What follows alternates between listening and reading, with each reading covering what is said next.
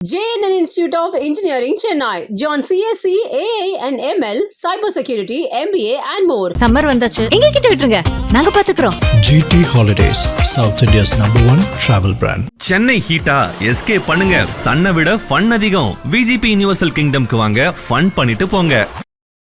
தமிழ்நாட்டை ஒரு கட்சி ஒரு 30 வருஷம் ஆண்டிருக்கு, இன்னொரு கட்சி ஒரு 28 வருஷம் ஆண்டிருக்கு. இந்த ரெண்டு கட்சிகளையும் ஏக காலத்தில் தூக்கி வீசிட்டார் பாருங்க. அவர் அடிக்கடி சொல்லிட்டு இருந்தாரு, வாகை சூடும் வரலாறு திரும்பும் அப்படின்ட்டு. 67 77னாரு. மோரார்லெஸ் அது நடந்துடுச்சுங்க. ஒரு ஹிஸ்ட்ரி கிரியேட் பண்ணியிருக்காருன்னு சொல்றாங்க இல்லையா சார்? எம்ஜிஆருக்கு அப்புறம் எம்ஜிஆரை விட அதிக வாக்கு சதவீதம் வாங்கியிருக்காருன்ற மாதிரி. எம்ஜிஆரை விட அதிக வாக்கு சதவீதம் வாங்கியிருக்காரு. ஆனால் எம்ஜிஆர் மாதிரி ஒரு தனிப்பெரும்பான்மையை எடுக்கல. அவர் ஒரு கூட்டணி வச்சு தான் ஜெயிச்சார். ஸோ அது ஒரு மேஜர் டிஃப்ரென்ஸ். இவர் தனியாக நின்று எந்த விதமான கூட்டணியும் இல்லாமல், எதிராளிகள் இந்த பக்கம் 21 24 கட்சி கூட்டணி, இந்த பக்கம் 8 9 கட்சி கூட்டணி, எல்லாம் சேர்த்து ஒரு 30 கட்சியோட மல்லு கட்டி இருக்காரு. மக்களோடு தான் நான் கூட்டணி. இது எம்ஜிஆர் பண்ணல. இன்னைக்கு ஒரு பத்திரிகையில் நான் பார்த்தேன். அதில் ஏன் ஸ்டாலின் தோத்தார்ன்றதுக்கு 2-3 காரணங்கள் சொல்கிறாங்க. அதாவது ராங் நெரேட்டிவ். இந்த தேர்தல் என்பது வடக்குக்கும் தெற்குக்கும் உள்ள பிரச்சனை, மத்திய அரசுக்கும் மாநில அரசுக்கும் உள்ள பிரச்சனை. அதே போல் ஓவர் கான்ஃபிடென்ஸு. ராஜராஜ சோழன் ஆட்சி பொற்காலம் இருக்குது, 2.0 எல்லாம் இனிமேல் இல்லை, 210க்கு மேலே. அதுவும் இந்த சேகர் பாபு சொன்னது தான். 2026 விடுங்க, 31 36 எல்லாம் நாங்கள் தாங்கன்னாரு. ஸோ இந்த overconfidence, underestimation of Vijay plus false narrative. Thirumavalavan அவர்கள் ஓப்பனாக சொல்லியிருந்தாரு, நாங்கள் பாஜக உள்ள வரக்கூடாதுன்னு தான் ஃபோக்கஸ் பண்ணோம், விஜய் அவர்களை பற்றி பெருசாக பேசலாம், நாங்கள் விமர்சனம் பண்ணலை, அதனால நாங்கள் மாதிரி பேசுவோம். போய் இதெல்லாம் போய் அவரே எவ்வளோ மோசமாக விஜயை பற்றி பேசியிருக்காரு. அவங்க பேரை சொல்லியே தவிர அவரால் ஒன்றும் முடியாதுன்னு நினச்சிக்கிட்டு பிலோ த பெல்ட் அட்டாக்லாம் பண்ணாங்க அவரை. அதனால் அதெல்லாம் பொய்யான. நாம் தமிழர் இந்த சாட்டை துரைமுருகன்லாம் எவ்வளோ விமர்சனம், சேட்டை துரைமுருகன் அந்த ஆள் காசை வாங்கிட்டாருங்க திமுக கிட்ட. ஆளும் கட்சியும் ஆண்ட கட்சியும் விமர்சனம் பண்ணாமல், தேர்தலே போட்டியிடாத முதல் தடவையாக தேர்தலில் போட்டி போடுற ஒரு கட்சியை 24 மணி நேரம் விமர்சனம் பண்ணதால தான் மக்கள் அதை ரசிக்கல. அதன் விளைவு தான் 6% இருந்தது, இப்போ 2% குறைச்சிருக்காங்க.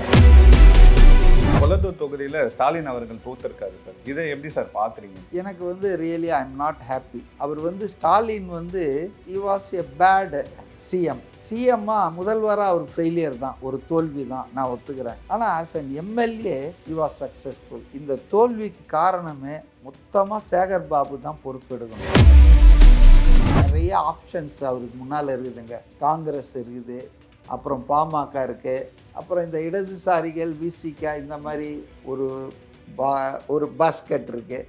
அது இல்லாமல் அதிமுகவே இருக்கா. எடப்பாடி அவர்கள் தாவேக்கா வருவாரான்னு தெரியல, ஏன்னா செங்கோட்டையன் இருக்காரு, அது வர்றது டவுட்டடான்ற மாதிரி பேசுகிறாங்க. செங்கோட்டையன் இருந்தால் என்ன, யார் என்ன, அந்த செங்கோட்டையன் இருந்தால் கோபிச்செட்டிப்பாளையம் பக்கமே போக மாட்டாரா? டிமாண்ட் பண்ணுவாங்களா, நான் துணை முதல்வர் ஆகணும். அப்படி வைக்கிற நிலையில் அவர் இல்லை. அவர் டெப்டி சிஎம் கேட்கலாம் ஃபுல் 5 இயருக்கு. இன்னொரு விஷயம் எப்படி பேசுறாங்கன்னா, ஏடிஎம்கே டிஎம்கே கூட சேர்ந்து ஆட்சி அமைக்க வாய்ப்பே இல்லை பேசுறாங்க. ஏன்னா ரெண்டும் சேர்ந்தாலும், ஏடிஎம்கே டிஎம்கே ரெண்டும் சேர்ந்தாலும் 118 வரல. ரெண்டாவது ஒரு கட்சி அழிஞ்சிருங்க.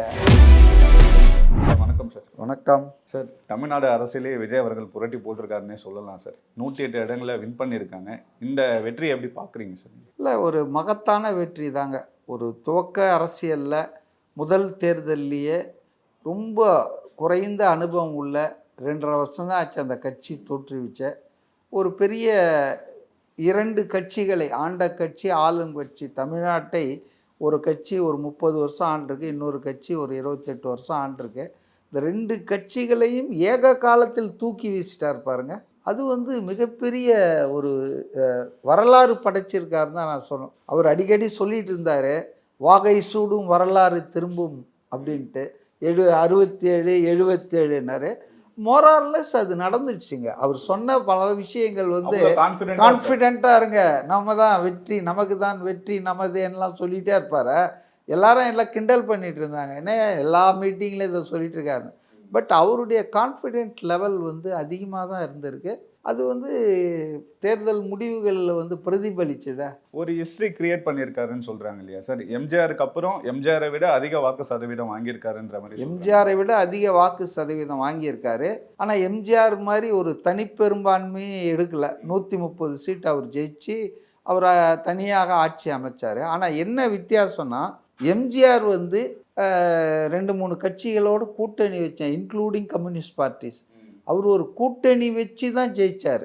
ஸோ அது ஒரு மேஜர் டிஃப்ரென்ஸ். இவர் தனியாக நின்று எந்த விதமான கூட்டணியும் இல்லாமல், எதிராளிகள் இந்த பக்கம் 24 கட்சி கூட்டணி, இந்த பக்கம் 8-9 கட்சி கூட்டணி, எல்லாம் சேர்த்து ஒரு 30 கட்சியோட மல்லு கட்டியிருக்காரு. மக்களோடு தான் நான் கூட்டணி. இது எம்ஜிஆர் பண்ணல. ரெண்டாவது இன்னொன்று என்ன, எம்ஜிஆரை விட இவர் மிஞ்சிட்டார்ன்றதுக்கு வெறும் பர்சன்டேஜ் ஆஃப் ஓட்டு இல்லை காரணம். அடுத்தது என்னன்னு சொன்னால், அதாவது வந்து மத்திய அரசு மாநில அரசு ரெண்டையும் இவர் எதிர்த்தார் டே 1லேருந்து. அதாவது மதவாதம் பேசி மக்களை மத ரீதியாக பிளவுபடுத்துகிற பாஜக தான் என்னுடைய கொள்கை எதிரின்னு மத்தியில் ஆளக்கூடிய ஆட்சியை எதிர்த்தார். தமிழ்நாட்டில் வந்து இது வந்து ஊழல் ஆட்சி பண்ணுது, குடும்ப அரசியல் நடத்துது, மக்களை கொள்ளை அடிக்குதுன்னு சொல்லி அரசியல் எதிரி திமுக அதை ஆட்சியிலிருந்து அகற்றுவது 2026 என் நோக்கம்ட்டார். அப்போ நீங்கள் பார்த்தீங்கன்னா அட் தி சேம் டைம் ஏக காலத்தில் மத்திய அரசு மாநில அரசு எல்லாத்தையும் எதிர்த்துட்டாரு. ஆனால் எம்ஜிஆர் என்ன பண்ணார் தெரியுங்களா? அவர் வந்து கருணாநிதியை எதிர்ப்பதற்காக மத்திய அரசையும் எதிர்க்கல, மத்திய அரசுக்கிட்ட சமரசம் வச்சுக்கினார். மொரார் தேசாயுடைய அந்த ஜனதா கட்சியோட டக்குன்னு ஒரு உடன்பாடு போட்டுக்கிட்டார். அதுக்காக காங்கிரஸ் கூட இருந்த கூட்டணியை கைட்டி விட்டார். ஸோ அதனால் வந்து எம்ஜிஆருக்கு இல்லாத துணிச்சல் விஜய்க்கு இருக்கிறது. எம்ஜிஆர் வந்து தனியாக போட்டி போடல, கூட்டணி வச்சு போட்டார்.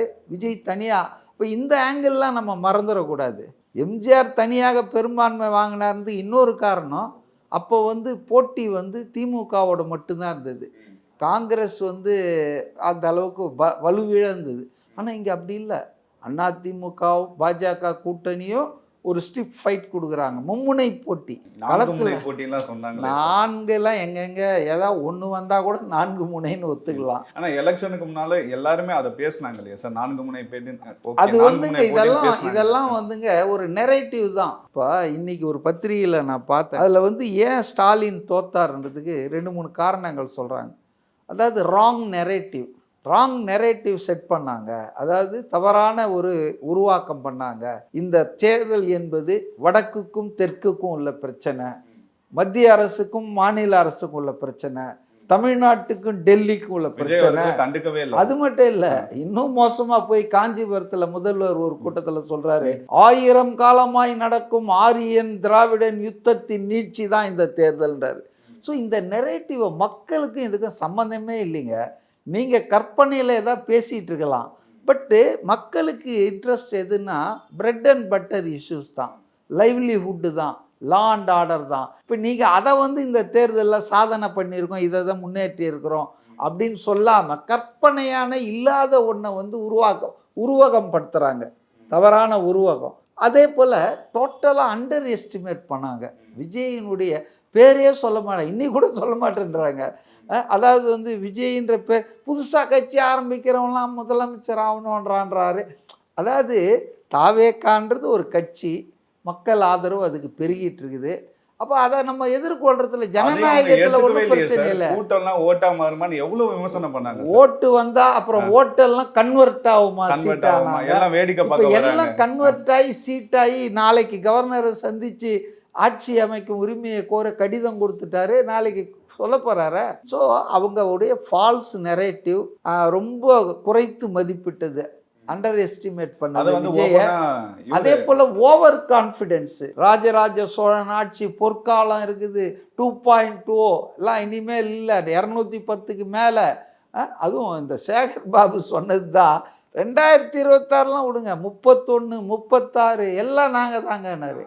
ஸோ இந்த overconfidence, underestimation of Vijay plus false narrative.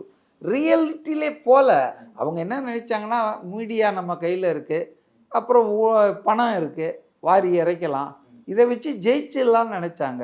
களத்தில் என்ன நிலவரம், மக்களுக்கு என்ன பிரச்சனை, பெர்ஃபார்மன்ஸை பேஸ் பண்ணி வைக்கணும் இல்லை, அதை வைக்கவே இல்லை. கடைசி வரைக்கும் பாஜக உள்ளே நுழைஞ்சிரும், பாஜகவில் கடைசியில் ஒரே ஒரு நயினார் நாகேந்திரனை ஜெயிக்க முடியல. தொகுதியெல்லாம் மாறினார் அவர். திருநெல்வேலியில் இருந்தவர் போன முறை எம்எல்ஏவா அவர் திருநெல்வேலியை விட்டு ஒரு சாத்தூருக்கு ஓடி வந்தார். எப்படி செந்தில் பாலாஜி கரூரை விட்டு கோயம்புத்தூர் தெற்குக்கு ஓடி தப்பிச்சாரோ அவர் தப்பிச்சிட்டாரு. ஆனால் நயினார் நாகேந்திரன் தப்பில் இங்கே வந்த இடத்துலையும் பலியாயிட்டாரு. அதனால் வந்துங்க பாஜக பாருங்க, போன வாட்டி 4 எம்எல்ஏ இருந்தாங்க, இன்னைக்கு 1 அதுவும் ஊட்டியில் மலையில் எங்கேயோ மலை வாசஸ்தலத்தில் இருக்காங்க, நகரத்தில் இல்லை. அப்போ அதை பார்த்து அது வந்துடும் உள்ளே வந்துரும்னு ஒரு பூச்சாண்டி காட்டினாங்க. மக்கள் அதை ரசிக்கல. திருமாவளவன் அவர்கள் வந்து ஓப்பனா சொல்லியிருந்தாரு, நாங்க வந்து பாஜக உள்ள வரக்கூடாதுன்னு தான் ஃபோக்கஸ் பண்ணோம், விஜய் அவர்களை பத்தி பெருசா பேசல, நாங்க விமர்சனம் பண்ணல, அதனால நாங்க தோத்துட்டோம்ன்ற மாதிரி பேசுறோம். போய் இதெல்லாம் போய் அவரே எவ்வளவு மோசமா விஜயை பத்தி பேசியிருக்காரு. விஜயை பத்தி திமுகவினர் எவ்வளவு கேவலமா அவர் தனிப்பட்ட வாழ்க்கை உள்பட எடுத்து பேசினாங்க.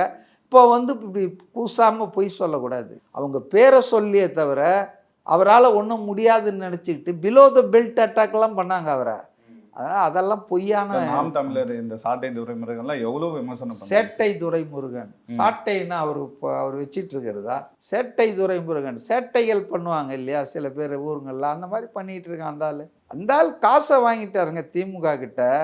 ஆளும் கட்சியும் ஆண்ட கட்சியும் விமர்சனம் பண்ணாமல் தேர்தல்லையே போட்டியிடாத முதல் தடவையாக தேர்தலில் போட்டி போடுற ஒரு கட்சியை வந்து 24 மணி நேரம் விமர்சனம் பண்ணதால தான் மக்கள் அதை ரசிக்கல.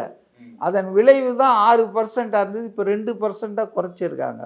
இன்னமும் அதை அவங்க 8%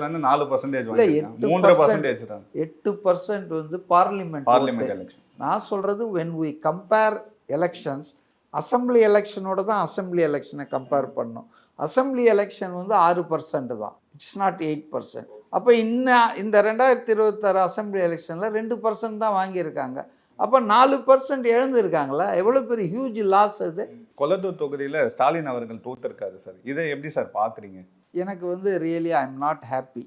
அவர் வந்து ஸ்டாலின் வந்து he was a bad சிஎம்மா முதல்வராக அவர் ஃபெயிலியர் தான், ஒரு தோல்வி தான், நான் ஒத்துக்கிறேன். ஆனால் as an MLA he was successful. ஒரு சட்டமன்ற உறுப்பினராக அவர் மற்ற எம்எல்ஏக்களை விட கம்பேர் பண்ணும்போது சிறப்பாக பணியாற்றியிருக்காரு. ஆனால் இந்த தோல்விக்கு காரணமே மொத்தமாக சேகர் பாபு தான் பொறுப்பெடுக்கணும். ஏன்னா சேகர் பாபு நம்பி தான் முதல்வர் அந்த கொளத்தூர் தொகுதியை, அதான மாவட்ட செயலாளர், அவர்கிட்ட விட்டுட்டு தான் இவர் தமிழ்நாடு பூரா சுத்தினார். ஆனால் சேகர் பாபு என்ன பண்ணிட்டாருன்னா அந்த கட்சியில் உள்கட்சி பிரச்சனை ஏராளமாக வலிச்சு விட்டார். இன்றைக்கி பகிரங்கமாக சொல்லியிருக்காருங்க. பழைய எக்மோர் எம்எல்ஏ பரந்தாமன் சீட்டு மறுக்கப்பட்டது இல்லையா சேகர் பாபு அப்ஜெக்ஷனால், அவர் பொது வெளியில் சொல்லியிருக்காரு முதல்வர் தோல்விக்கு பொறுப்பேற்க வேண்டியது சேகர் பாபு தான், அவரால் தான் முதல்வர் தோத்தார்னு. உண்மையிலே I was shocked. I didn't expect. சென்னையில் பெரிய அலை அடிக்கும், பெரிய ஓட்டை போட்டுறாங்க, நிச்சயமாக பல பேருக்கு ஆபத்துன்னு நினச்சேனே தவிர முதல்வரே, அதுவும் முதல்வர் மட்டும் இல்லை, நிகழ்கால முதல்வர் மட்டும் இல்லை, எதிர்கால முதல்வர் வேட்பாளர் அவர் வந்து தோக்கிறதுன்றது வந்து அது வந்து ரொம்ப ஷாக்கிங்காக தான் இருந்தது. பட் உள்கட்சி பிரச்சனை தாங்க. 22 அமைச்சர்களை தோக்கடிச்சிருக்காங்க சார். அதுவும் நேற்று ராத்திரி ஒரு அமைச்சர், முன்னாள் அமைச்சரா பெரிய கருப்பன், ஒரு ஓட்டில் தோற்று. அல்ல அமைச்சர்கள் இவ்வளோ மேசிவாக தோக்கிறது ஏன்? ஒரு கட்டத்தில் கேஎன் நேருவே he was trailing, பின்னிலையில் இருந்தார். அப்புறம் ஏதோ முட்டி கால் போட்டு தட்டுற மாதிரி வந்துட்டார். துரைமுருகன் 3வது இடத்துக்கு போயிருக்காருங்க. 3வது இடத்துக்கு போயிருக்காரு. ஒரு சீனியர் ஜெனரல் செக்ரட்டரி. இந்த பக்கம் பாருங்க, தாவேகா ஜெனரல் செக்ரட்டரி புஷி ஆனந்த், அவர் யாருன்னே தெரியாது, டி நகரில் அடித்து தூத்தி வாரிட்டு வர்றாரு. தாவேகாவுடைய ஆட்களும் கேலிபரும் எக்ஸ்பீரியன்ஸும் எக்ஸ்போஷரும் பாருங்கள். இந்த பக்கம் திமுகவில் எவ்வளோ அனுபவம் எல்லாம் இருக்குது, இருந்தும் அவங்கெல்லாம் தோத்தாங்கன்னா மக்களுக்கு அவங்க மேலே இருந்த இவங்க யாருன்னே தெரியாத ஓட்டு போட்டாங்க. கேண்டிடேட் யாருலாம் கிடையாது. ஆமாம், விசில் சின்னம் தான் போடணும் அப்படின்னு தேடி பார்த்து ஓட்டு போடுறாங்க. இப்போ துரைமுருகன் 3வது இடத்துக்கு போகிறாருன்னா இவர் அன்பில் மகேஷ் தோத்துட்டாரு. டெல்டாலாம் நாங்கள் கடைசியில் இவர் ரொம்ப சிரமப்பட்டு தானே கேஎன் நேரு வந்திருக்காரு. ஆனால் பாருங்கள், விஜய் நின்ன 2 தொகுதியிலையும் அப்படி அடிச்சுக்கிட்டு வந்திருக்கிறாரு. வேற முதல்வரால் தன்னுடைய தொகுதியிலே ஜெயிக்க முடியல. சென்னை வந்து டிஎம்கே கோட்டைன்னு சொன்னாங்கல்ல சார், 16 தொகுதியில 14 தொகுதி தாவைக்கா வின் பண்ணியிருக்காங்க. அது மட்டும் சென்னை மட்டும் இல்லைங்க. இப்போ காஞ்சிபுரம், திருவள்ளூர், செங்கல்பட்டு, சென்னை கேடிசிசின்னுவாங்க. இங்கே இருக்கக்கூடிய எல்லாத்துலேயும் வெகு சில தொகுதிகளை தவிர ஸ்வீப் பண்ணிட்டாங்க அவங்க. 118 இடங்கள் இருந்தால் தான் பெரும்பான்மை நிரூபிக்க முடியுன்ற மாதிரி சொல்றாங்க சார். விஜய் அவர்கள் கூட்டணி ஆச்சுன்னா நடத்த முடியுன்ற மாதிரி சொல்றாங்க. யார் கூட கூட்டணி வைப்பாங்கன்னு நினைக்கிறீங்க சார்? இல்லை அப்படிலாம் இல்லைங்க. அதாவது கவர்னர் அர்லேக்கர் வந்துட்டு இருக்காருன்னு நினைக்கிறேன். நாளைக்கு சந்திக்க டைம் கேட்டிருக்காருன்னு சொல்லி தகவல். அதாவது விஜய் கட்சி இப்போ அவங்க விஜய் வந்து இன்னைக்கு காலையில் எம்எல்ஏக்கெல்லாம் சந்தித்து தாவேக்கா எம்எல்ஏக்கள் சட்டமன்ற குழு தலைவராக விஜயை தேர்ந்தெடுத்துட்டாங்க. அவங்ககிட்டலாம் கையெழுத்தை வாங்கிட்டாரு. அதை எடுத்துகிட்டு போய் நாளைக்கு வந்து அவர் கவர்னர்கிட்ட கொடுத்து ஆட்சி அமைக்கும் உரிமையை கோருவார். அவர் அனுமதிப்பார். அப்போ வந்து இல்லை 7ஆம் தேதி ஜவஹர்லால் நேரு ஸ்டேடியத்தில் உள்ளரங்கத்தில் வந்து அது நடக்க போகுதுன்னு சொல்கிறாங்க. அவருக்கு ஒரு 2 வாரம் டைம் கொடுப்பாங்க. ஓ, பதவி ஏற்றதுக்கு அப்புறம் டைம் கொடுப்பாங்க. அதாவது நீங்கள் உங்கள் இதை நீங்கள் எல்லாம் கொடுத்துருக்கீங்க, ஒரு 7-8 இருக்குது. அப்போ அவர் சொல்லுவார் இந்த கட்சியெல்லாம் எனக்கு ஆதரவு தருவதா சொல்கிறாங்கன்னு ஓரலாக கூட சொல்லலாம். ஆனால் கவர்னர் வந்து இல்லை ரைட்டிங்கில் வாங்கிட்டு வந்து கொடுங்கன்னு கூட கேட்கலாம். That is the description of the governor. ஆனால் 108 வாங்கின ஆள் வந்துட்டு ஒரு சான்ஸ் கொடுக்குறதுல தப்பு கிடையாது. ஏன்னா கவர்னர் யாருக்கு கூப்பிடணும் ஃபஸ்ட்டுன்னு சொன்னால் மேக்சிமம் நம்பர் இருக்கிற லார்ஜஸ்ட் பார்ட்டியுடைய லீடரை கூப்பிடணும். தாவேக்கா தலைவர் மெஜாரிட்டிலாம் கூப்பிட தேவையில்லை. லார்ஜஸ்ட் பார்ட்டி யார் இன்னைக்கு 108 இருக்கிறது? தாவேக்கா. அப்போ கூப்பிடுறோம். ப்ரீபோல் அலையன்ஸில் கூட லார்ஜஸ்ட் இருந்தால் கூப்பிடலாம். அதாவது தேர்தலுக்கு முந்தைய கூட்டணிக்கு அதிகமாக இருந்தால். இங்கே அப்படி ஒன்றும் இல்லையா? இப்போ திமுக கூட்டணியும் ப்ரீபோல் அலையன்ஸ் தான், ஏடிஎம்கே கூட்டணியும் ப்ரீபோல் அலையன்ஸ் தான். யாரையும் கூப்பிடுற மாதிரி தாவேக்கா விட இவங்க ஒன்றும் இந்த அலையன்ஸ்லாம் ஒன்றும் இல்லையே. அதனால் எஸ் நோ அதர் கோ. ஆளுநர் வந்து தாவேக்காவை தான் கூப்பிட்டாகணும். கூப்பிட்டு அவருக்கு ஒரு 2 வீக்ஸ் டைம் கொடுப்பாங்க. சட்டசபையில் கூட்டி நன்றி கோரும் தீர்மானம், நன்றி இல்லை, அதாவது நம்பிக்கை கோரும் கான்ஃபிடென்ஸ் மோஷன், நம்பிக்கை கோரும் தீர்மானம் போடுவாங்க. அதை வந்து அவர் ஜெயிச்சிட்டாருன்னா அதுக்கு அவங்க கட்சியில் ஆள் போட்டால் மட்டும் போதாது. வெளியே இருந்து நீங்கள் சொல்கிற மாதிரி ஒரு 10 பேர் போட்டாங்கன்னா ஜெயிச்சிட்டாருன்னா அவர் தொடருவார். நிறைய ஆப்ஷன்ஸ் அவருக்கு முன்னால் இருக்குதுங்க. காங்கிரஸ் இருக்குது, அப்புறம் பாமக இருக்குது, அப்புறம் இந்த இடதுசாரிகள் விசிகா, இந்த மாதிரி ஒரு பாஸ்கெட் இருக்குது. அது இல்லாமல் அதிமுகவே இருக்கா. இப்போ அதிமுக ஒரு 45-46 தொகுதி ஜெயிச்சிருக்கு. அவங்கள வந்து லம்பாக பிடிச்சி போட்டோன்னு வச்சிங்களேன், மியூச்சுவலி பெனிஃபிஷியல் ரிலேஷன்ஷிப், ஒரு ஸ்டேபிள் கவர்மெண்ட் இருக்கும்.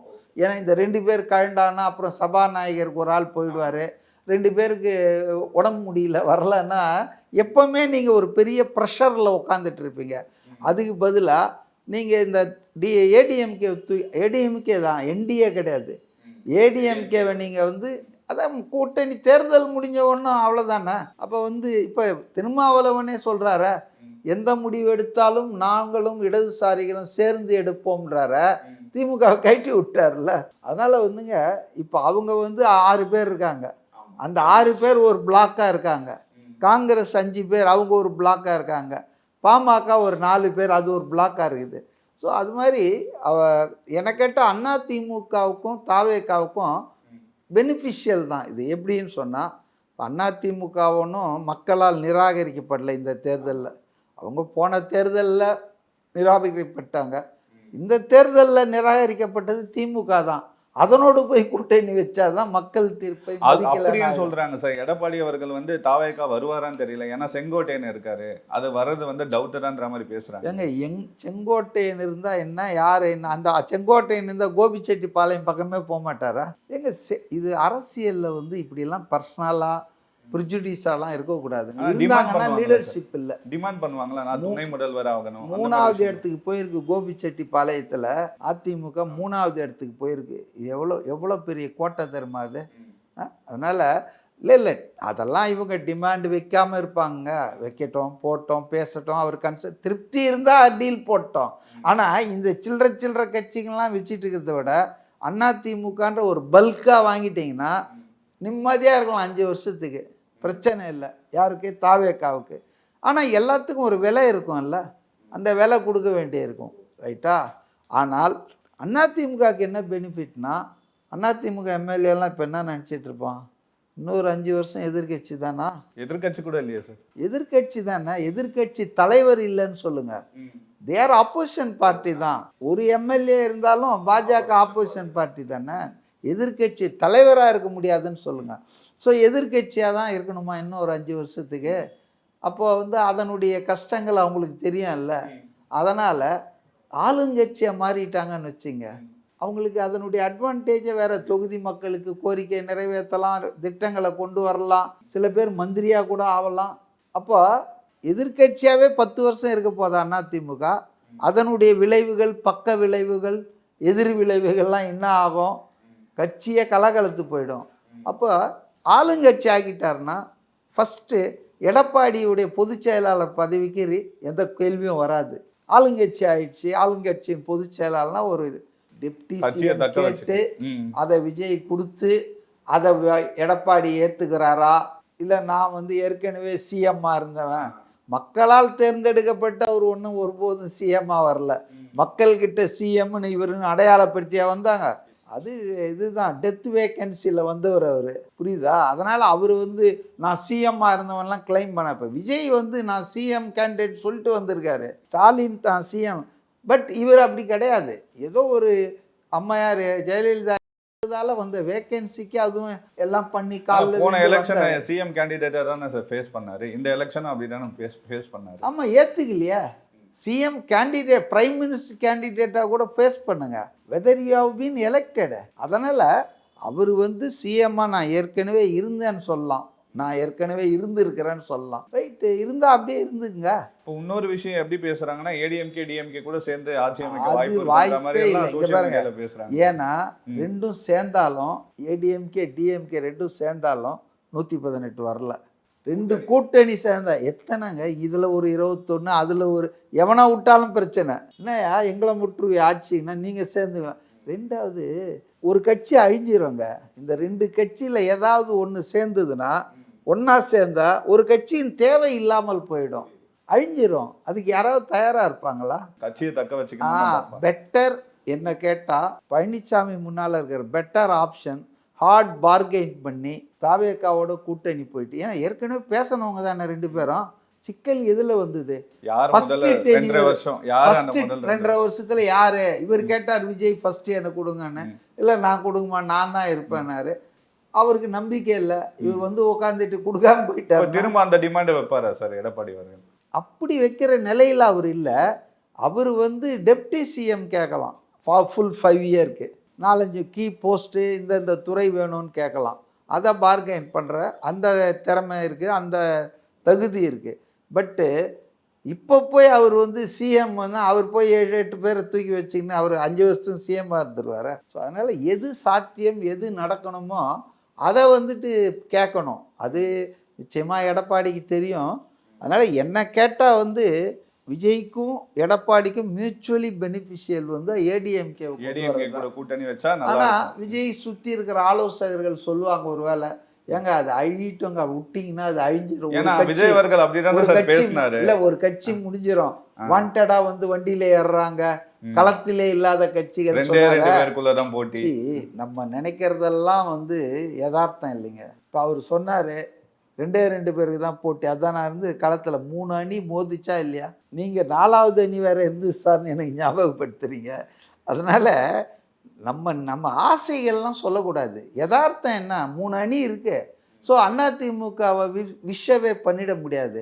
அது பதவியில் இல்லைன்னா அழிஞ்சிரும் அப்படின்னு எவனா சொன்னானா அது அழியாது. யார் கூட கூட்டணி வைக்கிறாங்க, யார் ஆட்சி அமைக்கிறாங்கன்னு பார்க்கலாம் சார். ரொம்ப நன்றி சார். ஓகே.